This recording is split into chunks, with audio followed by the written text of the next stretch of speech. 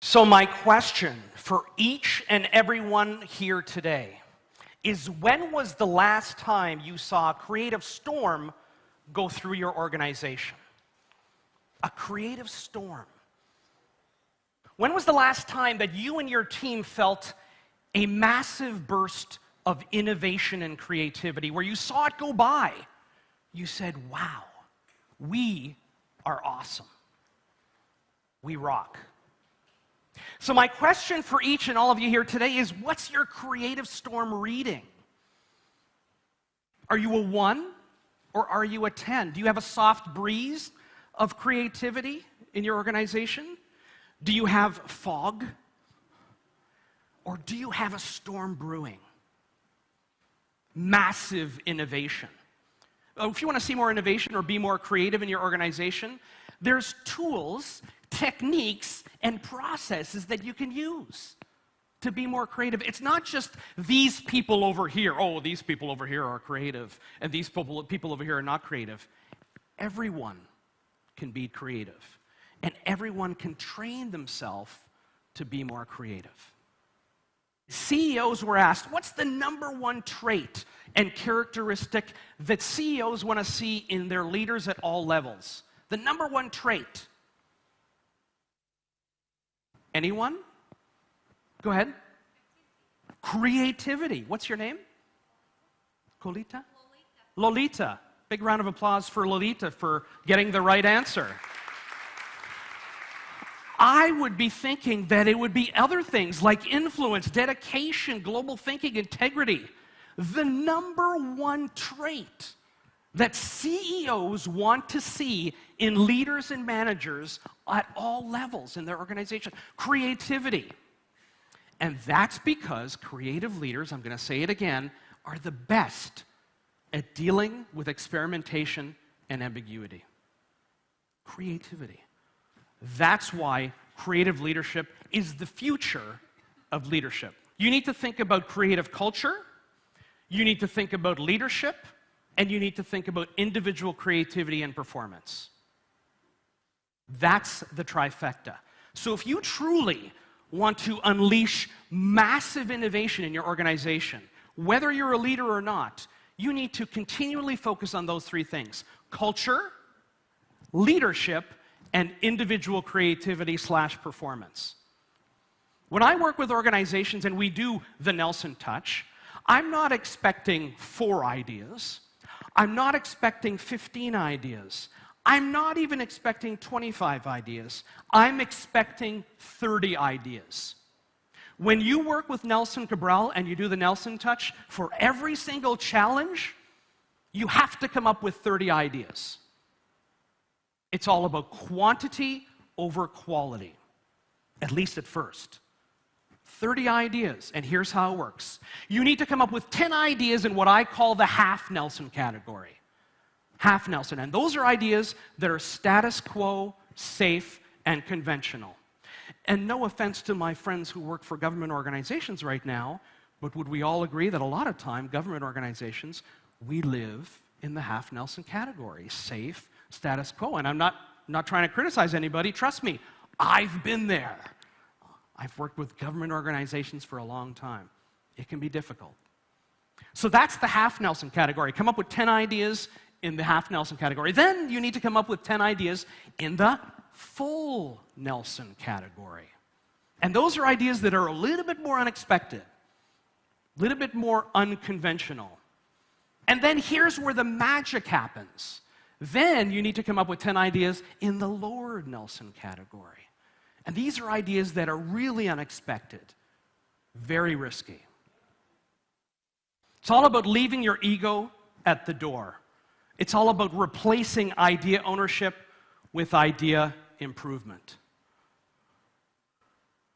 Lolita, can I get you to come up on stage with me for just a second? I just need a volunteer for just one quick second. So when I say idea ownership versus idea improvement, right now I'm going to come up with a new idea, and I'm going to write it on this napkin. So this is my idea. I came up with this idea. I'm going to give it to Lolita. Actually, no, it's my idea. I came up with this idea, and I want to sell it to my executive team. Lolita, can you take my idea? No, I'm going to hold on to my idea. This is my idea, all right? That's the way we used to do it. We don't do it like that anymore. So here I am coming up with an idea. Lolita's going to take my idea and take my marker. I am going to give it to you this time. So idea ownership versus idea improvement. Lolita's now going to look at the idea, and she's going to improve the idea. She's going to communicate with me verbally, what do you think of my idea? How do you think we could make the idea better? Well, just a few touches, I guess. Excellent. Look at that. Look at that. We enabled collaboration. Thank you very much. Big round of applause for Lolita. And you can keep my idea and my marker, actually. What I did as a leader is I pretended I had a megaphone in my hand. And I forced everyone to listen to each other. And I forced myself to give everyone a voice. As creative director, I had to inspire creativity in people, but I also wanted to make sure that I nudged them. I encouraged them. I gave everyone a voice. Communication is now becoming the biggest superpower for leaders. It's all about making sure that everyone has a voice, and you force everyone to listen to each other. Anybody know what type of a tree or plant that is? Bamboo. Very good. What's the interesting thing about bamboo? Bamboo is strong and firm, right? Bamboo is strong and firm, but bamboo can also move with the winds of change.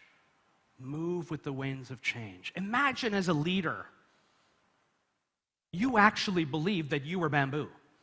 So my advice for you when it comes to triggering strategy is be bamboo.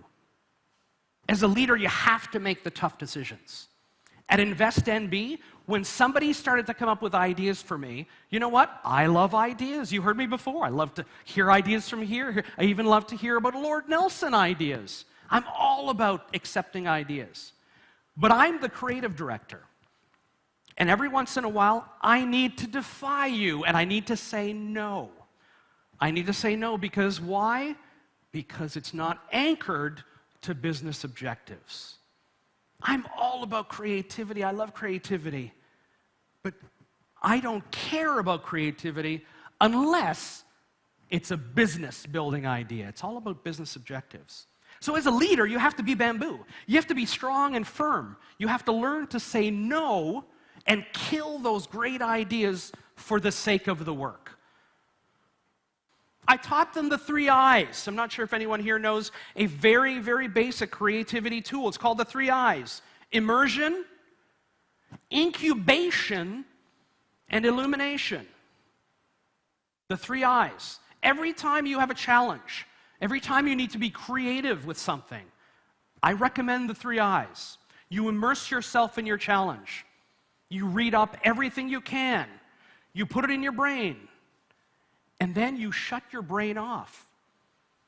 You turn your brain off to turn creativity on. Because your subconscious is a great thing.